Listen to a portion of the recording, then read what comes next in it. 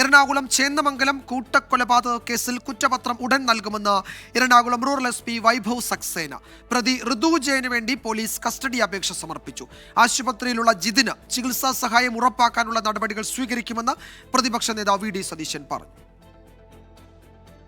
37 ദിവസം കൊണ്ടാണ് ആലുവയിലെ 4 വയസ്സുകാരിയുടെ കൊലപാതകത്തിൽ പോലീസ് കുറ്റപത്രം സമർപ്പിച്ചത്.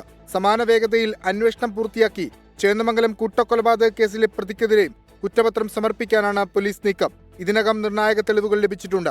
ഒരു സ്പെഷ്യൽ ടീം രൂപീകരിച്ചു. ഈ സ്പെഷ്യൽ ടീമിൽ 3 DYSPമാരെ ഓഫീസറുണ്ട്. പിന്നെ ടോട്ടൽ 17 പേരുണ്ട്.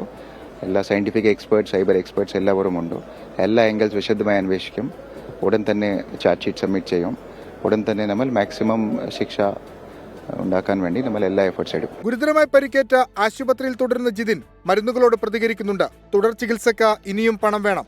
കുടുംബത്തിന് സഹായം ഉറപ്പാക്കാൻ മുഖ്യമന്ത്രിയുമായി സംസാരിക്കുമെന്ന് പ്രതിപക്ഷ നേതാവ് VD സതീശൻ. കുട്ടികളുടെ കാര്യത്തിൽ നമുക്കിപ്പോൾ ഗവൺമെന്റുമായിട്ട് സംസാരിക്കും. തിങ്കളാഴ്ച മുഖ്യമന്ത്രിയായിട്ട് സംസാരിക്കും. എന്നിട്ട് ഗവൺമെന്റിൽ നിന്നുള്ള സഹായം പരമാവധി വാങ്ങിച്ചു കൊടുക്കാൻ ശ്രമിക്കും.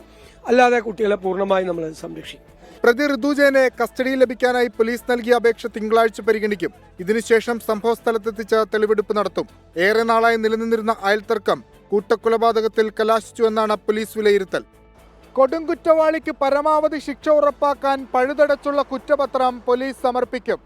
കൊല്ലപ്പെട്ടവരുടെ കുടുംബത്തെ ചേർത്തുപിടിക്കാൻ സംസ്ഥാന സർക്കാരും തയ്യാറാകണം. കൊച്ചിയിൽ നിന്ന് വിഷ്ണു സുരേഷ്, 24.